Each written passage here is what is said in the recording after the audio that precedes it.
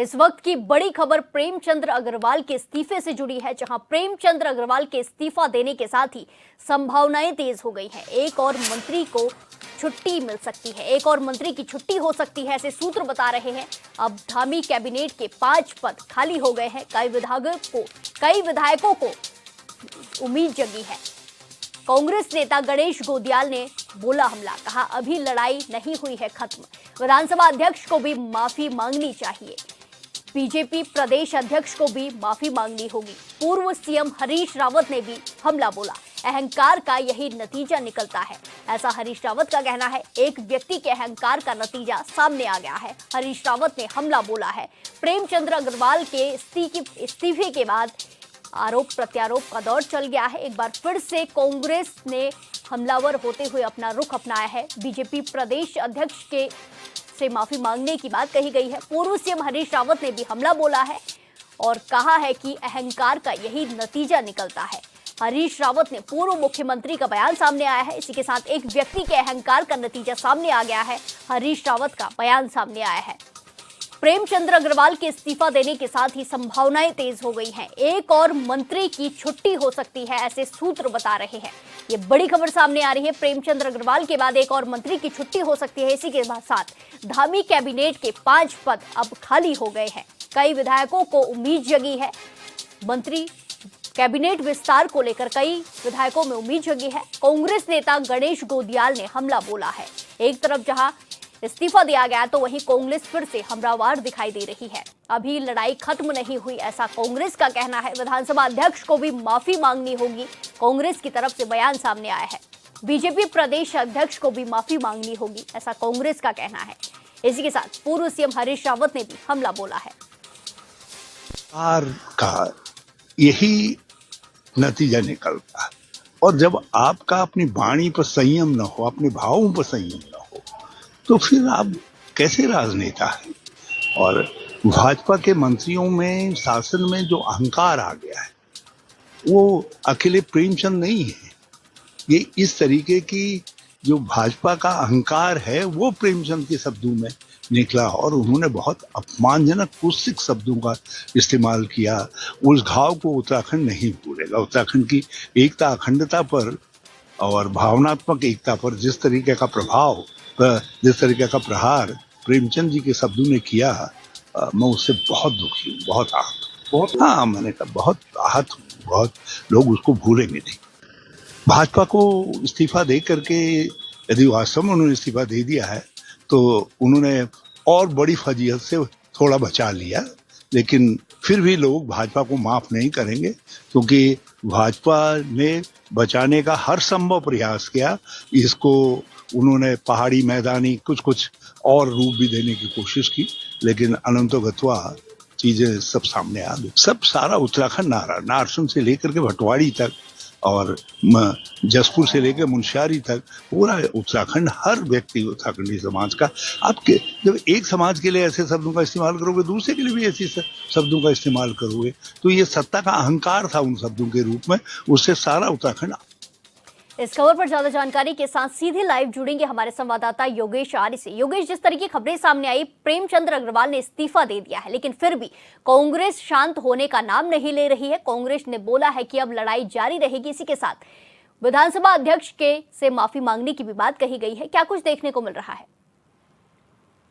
देखिए, बिल्कुल प्रिया, जिस तरह से देखा जाए कि कल जो है मंत्री प्रेमचंद अग्रवाल ने जो अपने पद से इस्तीफा दे दिया है, उन्होंने मंत्री पद से इस्तीफा देने के साथ ही जो है उनका इस्तीफा देर रात मंजूर भी कर लिया गया है। लेकिन जिस तरह से लगातार उनके बयान पर सियासत छिड़ी हुई थी, कल उस सियासत पर भले ही एक विराम लगाने की कोशिश की गई हो, लेकिन उसके बावजूद भी जो सियासत है वो रुकने का नाम नहीं ले रही है। विपक्ष लगातार अभी भी हमलावर दिखाई दे रहा है। हालांकि उन्होंने इस्तीफे को लेकर ये कहा है कि भले ही इस्तीफा दे दिया गया हो, लेकिन ये लड़ाई रुकने वाली नहीं है।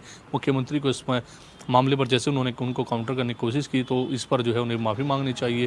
प्रदेश अध्यक्ष को भी माफ़ी मांगनी चाहिए। जिस तरह से उन्होंने गैरसैंण के लोगों को सड़क चाप कहा, वही उन्होंने इसको लेकर ये भी कहा है कि जो विधानसभा अध्यक्ष है रितु खंडूरी, उन्हें भी माफ़ी मांगनी चाहिए, क्योंकि उन्होंने भी उनका बचाव करने की कोशिश की। तो वो ये कह रहे हैं कि जब तक ये माफ़ी नहीं मांगेंगे तब तक ये लड़ाई जो है वो जारी रहेगी। तो कहीं ना कहीं जिस तरह देखा जाए कि उनका जो बयान था वो सदन में 21 फरवरी में सदन के दौरान उन्होंने बयान दिया था, उसके बाद से लगातार जिस तरह से वायरल हुआ, उसके बाद लोगों ने उसका जमकर विरोध किया। विरोध लगातार लगातार जारी था। उसके बाद उन्होंने कल जिस तरह से प्रेस कॉन्फ्रेंस की और प्रेस कॉन्फ्रेंस में मंत्री प्रेमचंद अग्रवाल ने कहा कि उन्होंने इस राज्य के आंदोलन में हिस्सा लिया, इस राज्य के आंदोलनकारी रहे हैं, उसमें उन्होंने भाग लिया। उससे पहले जब उत्तर प्रदेश था, मुलायम सिंह की सरकार थी, तब मुजफ्फरनगर में जैसा कृत्य हुआ उसमें उन्होंने भागीदारी की। वो आंदोलन में दिल्ली में थे, वहाँ से ट्रक में बैठकर वहाँ पहुँचे, उन्होंने लड़ाई लड़ने का काम किया, लेकिन उसके बावजूद भी लोग उनके खिलाफ जो है इस तरह का बातें बना रहे हैं, इस तरह की बातें कर रहे हैं, उनके बयान को तोड़ मोड़ कर पेश कर रहे हैं। लेकिन जिस तरह से उन्होंने कहा कि मैं इस नैतिकता के आधार पर जो है इस्तीफा दे रहा हूँ, इस दौरान वो भावुक भी होते हुए नजर आए, लेकिन उन्होंने कल इस्तीफा दिया। इस्तीफा उसके बाद मंजूर हुआ और उसके बाद भी विपक्ष की जो लड़ाई है वो जारी है। विपक्ष ने कहा कि हम इस पर जब तक संतुष्ट नहीं होंगे, जब तक सीएम धामी इस पर माफ़ी नहीं मांगेंगे, रितु खंडूरी इस पर माफ़ी नहीं मांगेंगी, जो महेंद्र भट्ट है प्रदेश अध्यक्ष वो माफ़ी नहीं मांगेंगे, तो निश्चित तौर पर इसको लेकर के लगातार मांग कर रहे हैं। और वहीं पूर्व मुख्यमंत्री हरीश रावत का भी बयान इसी बीच आया है। उन्होंने कहा कि ये जो अहंकार का नतीजा है कि इस तरह का जो इस्तीफा दिया गया, ये अहंकार का नतीजा है। और कहीं ना कहीं ऐसे मंत्री और ऐसे कई अभी भी नेता हैं जिनका अहंकार बाकी है। तो उन्होंने साफ तौर पर इसको जो है अगर देखा जाए तो निशाना कहीं ना कहीं प्रदेश अध्यक्ष महेंद्र भट्ट पर किया है। उन्होंने कहा कि महेंद्र भट्ट ने जिस तरह से बयान दिया था कि गैरसैंण में लोग जो इस मंत्री प्रेमचंद अग्रवाल के बयान को लेकर के आंदोलन कर रहे थे, उनको सड़क छाप नेता कहते हुए बयान जारी किया था, उसकी निंदा करते हुए उन्होंने कहा कि इनका भी अहंकार बाकी है और ये भी जल्द उत्तराखंड की जनता को जवाब देने का काम करेगी। तो निश्चित तौर पर इसको लेकर के लगातार जो है बयानबाजी अभी भी रुकने का नाम नहीं ले रही है, लगातार बयानबाजी हो रही है।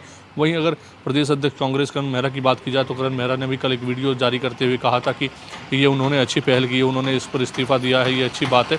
लेकिन जो उन्होंने कहा है कि यहाँ लोगों ने उनको अग्रवाल होने की वजह से जो है उनके खिलाफ इस तरह संदेह, तो उस पर उन्होंने कहा कि आपको इसी अग्रवाल होने की वजह से नहीं, आपने जो बयान दिया है उसकी वजह से आपके लोगों को विरोध किया गया था और आपने जिस तरह से इस विरोध का सामना किया उसके पहले ही आपको इस्तीफा दे देना चाहिए। लेकिन आपने देर भली की, लेकिन जो है इस्तीफा दे दिया, अच्छी बात है।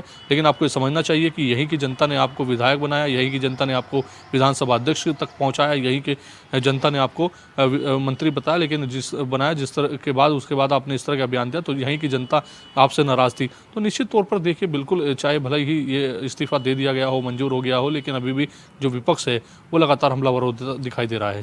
जी बिल्कुल योगेश, जिस तरीके से आपने बताया कि इस्तीफा दे दिया है, फिर भी कांग्रेस है जो वो तो राजनीति करती हुई दिखाई देगी, क्योंकि राजनीतिक पार्टियों का काम होता है किसी भी मुद्दे को देर तक भुनाए रखना, जनता के बीच में उसको बनाए रखना। लेकिन ऐसे में आपने भी जनता से बात की होगी, तो जनता का क्या कुछ कहना है, क्योंकि प्रदेश में जो भी है जनता सबसे ऊपर है, जनता का क्या कुछ कहना है, क्योंकि राजनीतिक पार्टियों का तो काम ही होता है किसी मुद्दे को इस तरीके से भुनाना कि वो चलता रहे और उस पर विवाद होता रहे। लेकिन ऐसे में जमीनी स्थल पर क्या कुछ जनता का कहना है, क्या कुछ जनता का मूड है इस पूरे मामले में?